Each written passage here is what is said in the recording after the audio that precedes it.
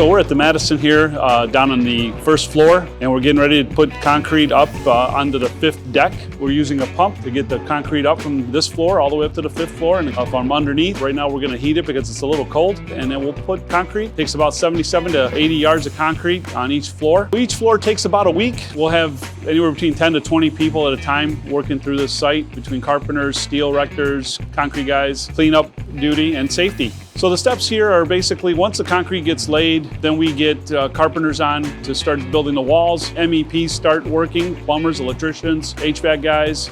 Fire suppression's also started. So those guys are all about a week to 10 days a piece, and then they kind of move up to the 2nd, 3rd, 4th, 5th floor, and so on and so forth.